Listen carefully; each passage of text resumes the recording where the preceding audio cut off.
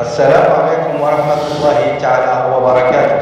فضلا وليس أمرا، ادعمونا بالإعجاب بالفيديو والاشتراك بالقناة.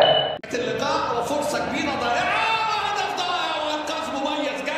جت اللي سجل هدف التعادل في الدقيقة 7، لكن هذه المرة بونو في اللقطة اللي فاتت. إنقاذ رائع جدا من حارس المرمى ياسين بونو ليؤكد بأن هدف اللقاء في الدقيقة 24 رأسية النصيري، ولكن كرة هدف لاعب وكامبوس كانت هدف على فكرة وركنين. شوف حارس المرمى تشيزني رائع، خدمته النصيري. النتائج آخر دي ماريا يضيع. هي بتاعته دي أهداف ماركة مسجلة لهذا النجم. هذا النجم أمامنا هو اللي كان سجل في الأولمبياد 2008 في المرمى الأمامية. استلام على طول هنا في المساحة، تلقى حلوة مويسكين، يا ولد يا مويسكين.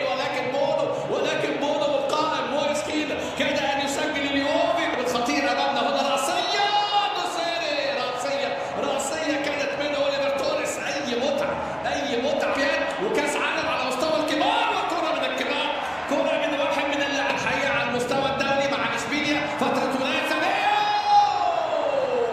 بادي يلعب كرة عالية. رأسية يا بريمر، رأسية من البرازيلي بريمر أمامنا. كرة تخطئ الشمال جودلي، ولسه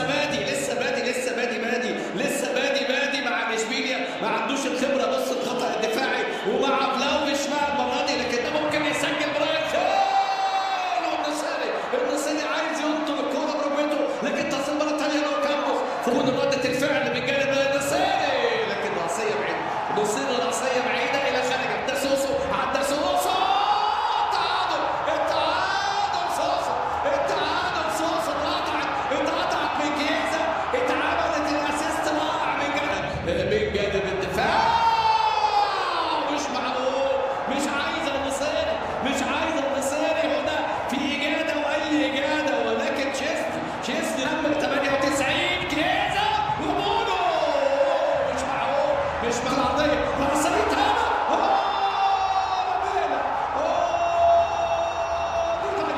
اللي ضيع يستقبل كيزا. ضيع المباراة. أعتقد صعب إنك تتوقع النتيجة بعد رأسية بلاوفيتش. ثلاث فرص اللي بيحاول الكرة العرضية. يا ولد يا مونتيال. السلام عليكم ورحمة الله تعالى وبركاته. فضلا وليس أمرا، ادعمونا بالإعجاب بالفيديو والاشتراك بالقناة.